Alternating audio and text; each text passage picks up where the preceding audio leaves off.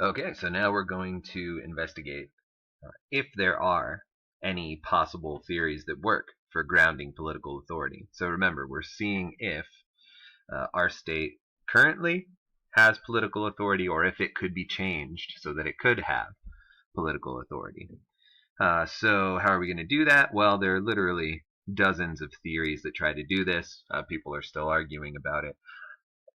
But one of the most famous attempts that still has plausibility today comes to us through the idea of consent theory. So the motivating force behind consent theory is this really commonly held notion we all have that we have an obligation to keep our promises or uphold the terms of contracts we freely agree to. And so, I mean, if you deny that, this isn't going to get you anywhere. But most of us, the hard majority of us, think that there is this moral, intuitive idea that we just have an obligation to keep promises and contracts. And so, what the consent theorist is going to try to do is use that moral relation of the promise or contract and say that's the relation each citizen has to the state, and that's what grounds authority. So, here's consent theory. We have an obligation to obey the law, and the state has the right to create and enforce those laws only if we've consented to give the state that authority. Okay, but there's a problem here. Right? I don't remember ever consenting to government authority, and I doubt any of you do either. It seems like none of us have ever consented. We've never actually signed a contract or made an explicit declaration that we consent to all of the power that the United States government has. So there's an issue from the beginning, right? Why would anybody actually consent to create a state?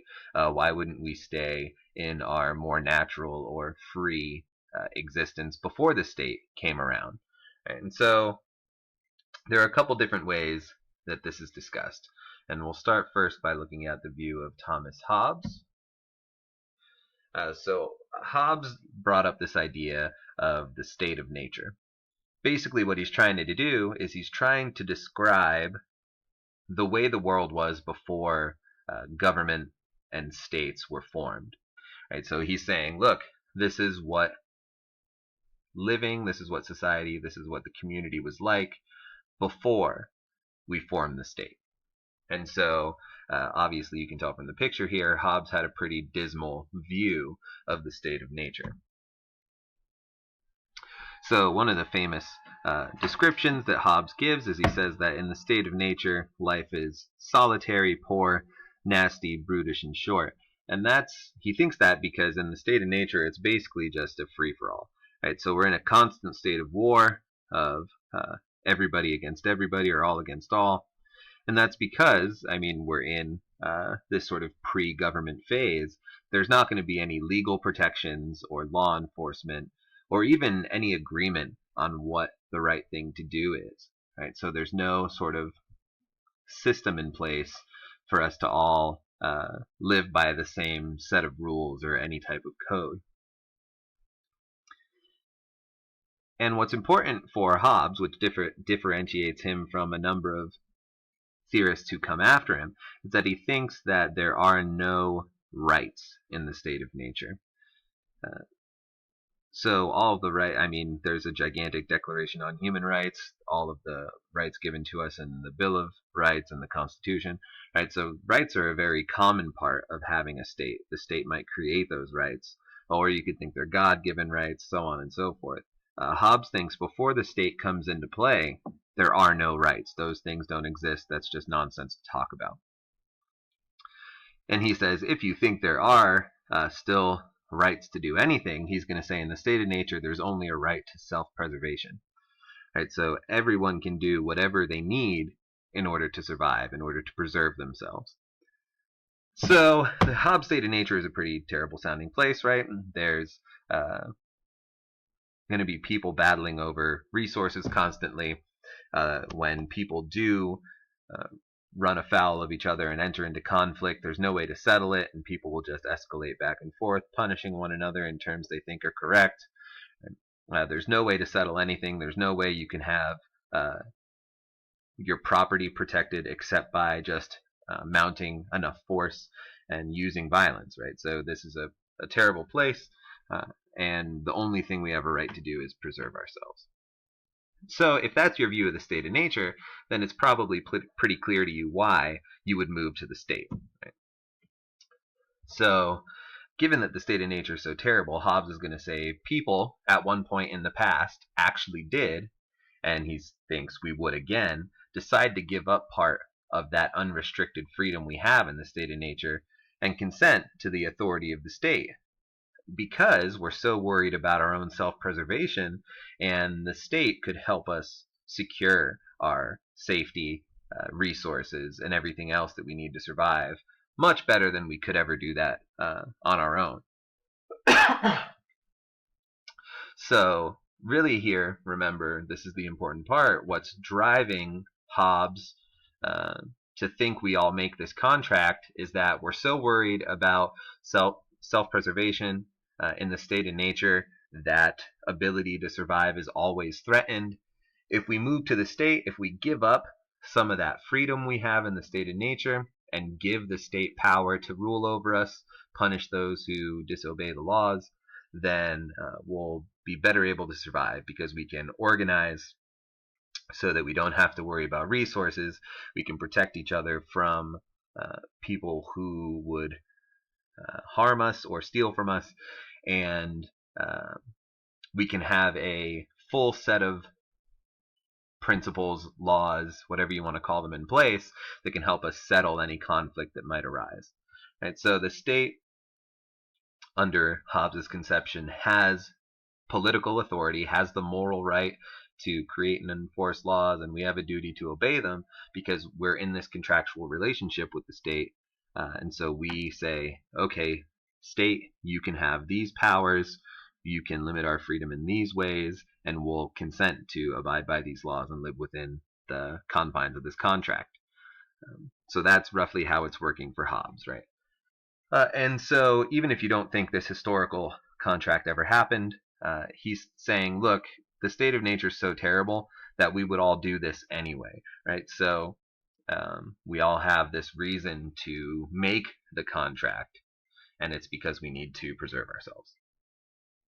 Okay, so some of you might be a little skeptical at this point, thinking, well, why not think that pre-state society was a little bit more amenable, right? So maybe we think, and there's some evidence for this just from looking at the Native American Indians in the United States, right? Why not think that people just had communities formed, little societies formed, didn't actually have a state or a government, and they were doing just fine, right? Sure, things were a little rough. Your self-preservation wasn't guaranteed, but it's not so bad. It's not nearly as bad as Hobbes is making it sound. Well, if that's the type of feeling you're having, then you would align probably more with the state of nature as it's described by John Locke. So let's look into how his state of nature is different from Hobbes. So Locke's state of nature isn't nearly as violent or awful as Hobbes' constant state of war.